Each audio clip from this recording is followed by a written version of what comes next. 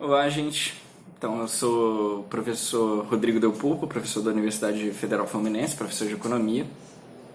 E estamos aqui para o segundo vídeo, o segundo tema, né, dessa sequência de vídeos. Teve o primeiro vídeo tratando da MP, que trata desse benefício dos R$ 600 para a população que tem mais baixa renda, trabalhador informal, etc. Ele foi dividido em duas partes, já está aqui no canal, quem quiser pode ir lá dar uma olhada. E agora, o tema desse vídeo é sobre a MP, que trata do seguro-desemprego, da suspensão da jornada de trabalho. MP não, da PEC, né?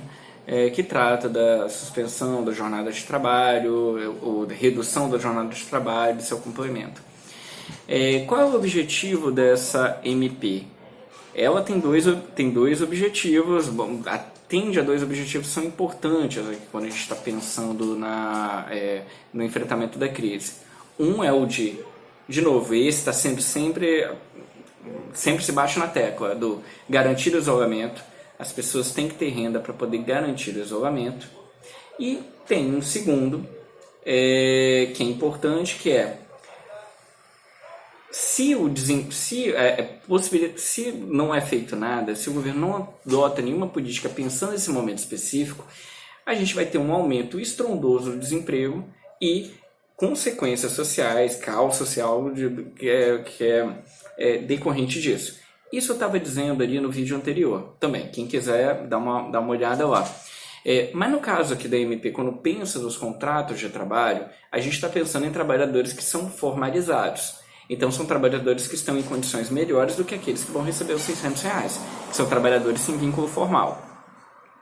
Bom, essa medida, então, além de garantir o isolamento, além de garantir, ajudar a garantir o isolamento, ajudar a garantir evitar esse panorama caótico, né, em termos sociais, ela tem um resultado econômico que é importante, que é o de sustentar o nível de emprego nesse momento de crise.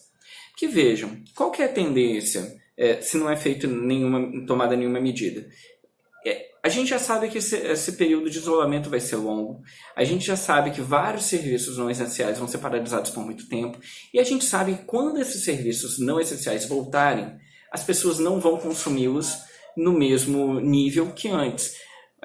Ninguém aqui vai se sentir à vontade a frequentar restaurante, a frequentar comércio de rua no mesmo nível que antes. As pessoas elas vão pensar se aquilo é essencial ou não, vão com o objetivo de comprar determinada coisa, vão comprar muito mais pela internet, as pessoas vão evitar esse tipo de contato. Setores de entretenimento, shows, etc., isso tudo vai ter uma paralisação muito mais longa do que 1, 2 ou 3 meses. As pessoas não vão se sentir à vontade em ir nesses lugares por muito tempo. Por quê? Esse vírus vai continuar circulando, ele não vai parar de circular em 1 ou 2 meses, ele vai continuar circulando por anos, provavelmente. Ele veio para ficar, já se estima que 80% da população vai adquirir esse vírus ao longo do tempo. O que está se tentando fazer é o tal que todo mundo já viu, achatar a curva, para fazer com que o sistema de saúde possa ir recebendo essas pessoas, coisa que não vai poder se todo mundo tiver doença de uma vez, e para dar tempo de ter tratamentos mais eficientes, ou desenvolvimento de uma vacina que vai demorar no mínimo 1 ano e meio seria o tempo recorde, eles estão trabalhando com isso daí. Pode ser antes, mas menos de 1 ano não vai ser possível. Então, as pessoas depois desse período de isolamento mais dramático, as atividades tendem a ir voltando, mas elas não vão ter o mesmo nível de consumo e de demanda de antes. Por isso que o nível de desemprego, principalmente nesses setores, tende a aumentar. Setores que têm aglomeração de serviços não essenciais. Eles tendem a aumentar o índice de desemprego. Então, essa medida que trata do seguro-desemprego, ela está visando não só garantir, sustentar a parte da renda dessas pessoas para evitar aquele caos e para garantir o isolamento, mas também tem um sentido, e muitos economistas heterodoxos estão batendo nessa tecla, de que a gente tem que trabalhar nisso, de que tem que se sustentar o nível de emprego para sustentar o nível de demanda. Porque Empregos destruídos, pessoas que são demitidas porque não está tendo a mesma produção de riqueza de antes, pessoas que estão sendo demitidas vão gerar uma redução da renda e vão destruir permanentemente vários setores da economia. Tem setores da economia que se ficam aí 9 meses sem funcionamento, primeiro eles vão ter que demitir, setores de entretenimento, se não tem nenhuma política de estímulo desse tipo, eles vão ter que demitir. Esse setor já fecha as portas, não tem condições de funcionar. Locais que estão alugados vão ser devolvidos, não vão ter aluguéis renovados. E as pessoas que ficam ali sem emprego, sem renda, elas não vão consumir em outros setores, e isso gera um efeito também em setores que são setores essenciais, ou setores que não estão nesse sentido de, não estão nessa característica de aglomeração e tudo. Então, essa MP que garante uma sustentação do nível de emprego, ela é muito importante para garantir que para garantir uma sustentação da produção e da geração de renda. Então essa MP ela não tem um efeito restrito ao trabalhador, né? Não é só o trabalhador que se beneficia disso, e não é só o trabalhador que não vai ser demitido que se beneficia disso. O conjunto de trabalhadores se beneficia e a sociedade como um todo sai ganhando, porque você está sustentando o nível de emprego. E sustentando o nível de emprego se sustenta a produção. Até o momento, as principais medidas que foram adotadas não foram voltadas para a produção.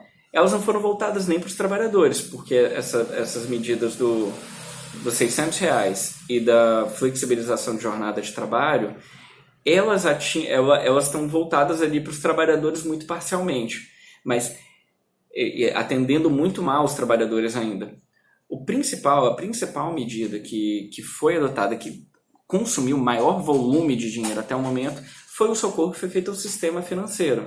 O Paulo Guedes já anunciou isso, as medidas já estão somando aí 700 bilhões.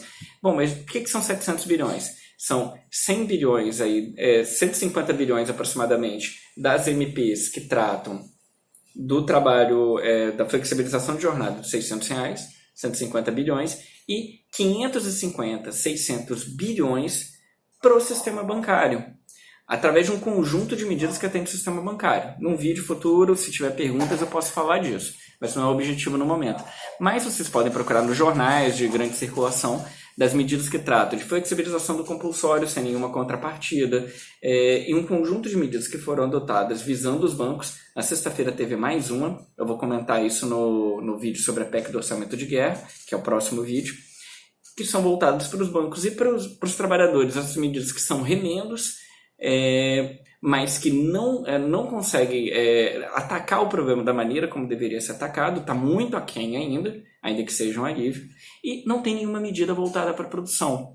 E essas medidas que são para a produção são importantes porque a paralisação de setores de produção e a demissão vai fazer com que haja um efeito cascata sobre a economia. E aí a gente vai chegar a uma situação em que a gente pode passar o período de isolamento, passar esses períodos de restrições, e a gente não vai voltar ao estágio normal.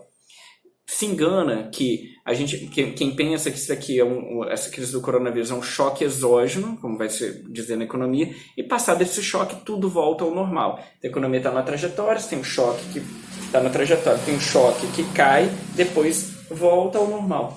Não volta ao normal. Se as pessoas foram demitidas e vários setores foram fechados, depois disso não vai ter demanda mais, não vai ter mais produção para atender aquele nível anterior. A gente vai sair dessa epidemia pior do que estava antes. Então, políticas voltadas para a produção, e principalmente sustentar o nível de emprego, dar socorro às empresas com a contrapartida de que elas mantenham os empregos. Isso vai garantir que esses empregados exerçam demanda em outros setores e as coisas, a gente tem uma depressão econômica muito menor do que a gente vai ter. E a gente já vai ter. Os dados de crescimento econômico já estão sendo revisados para baixo e vai para baixo mesmo. Ok? Daí a importância dessas medidas.